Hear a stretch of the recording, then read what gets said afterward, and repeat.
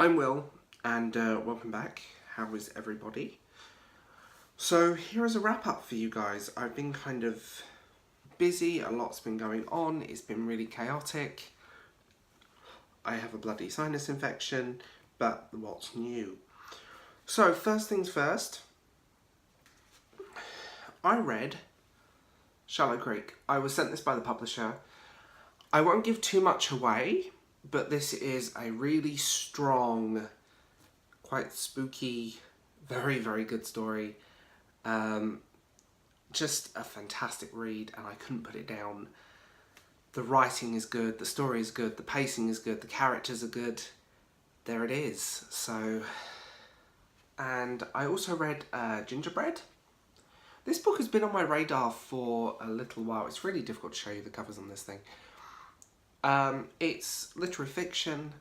It's a story of people. It's a story of this gingerbread recipe. I'm not going to give too much away in this, just for the simple fact these are the kind of books you need to sit down and read yourself, and Gingerbread is definitely one you need to sit down and read yourself just because of the nature of it. It's a great novel, really enjoyable. The writing is good, family good, the story is good and concise.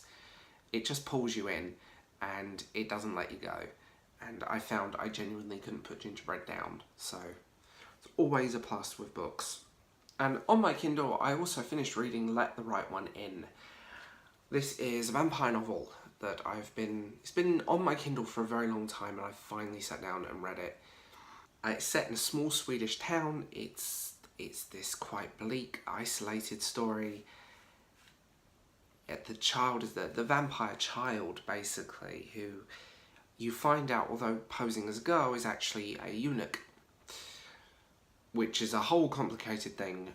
And there's been a bit of drama on bookish Twitter, when isn't there drama on bookish Twitter, about this book, saying that it's anti-trans and this and that. People who are making this drama, you really need to Google the difference between someone who is transsexual and someone who is a eunuch. It's a very different thing. And yeah, but it's a fantastic, almost gothic vampire novel that's very claustrophobic, and it's dark and it's just beautiful. I adore this book. I also read Once Upon a River.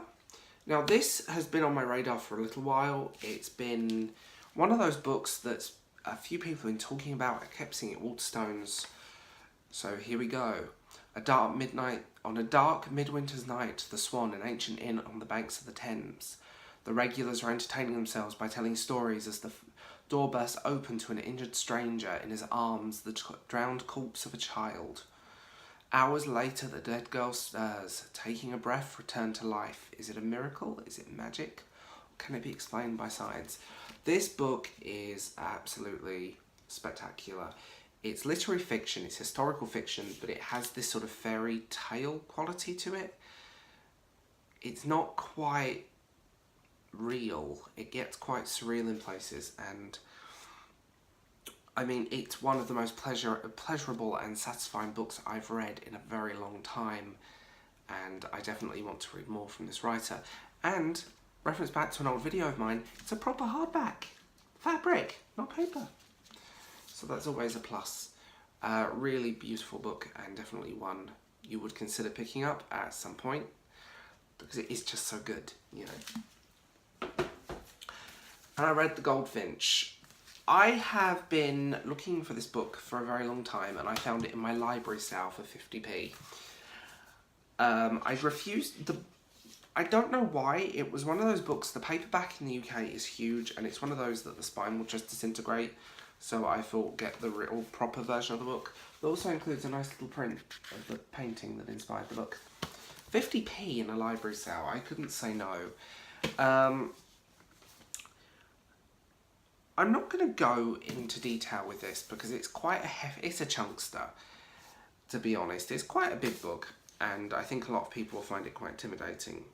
Although, actually, I've read far longer books. It's just, I think, the way this narrates. It starts with his life, an attack, a bombing, and his life trying to piece things back together and answer questions about himself.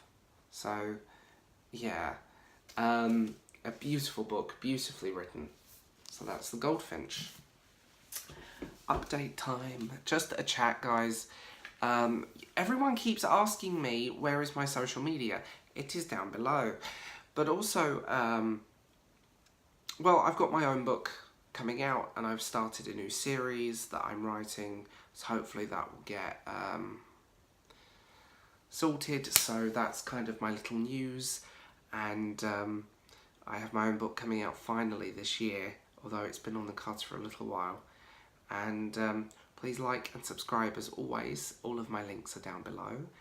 And comment. Please tell me what you think, because I'd love to know.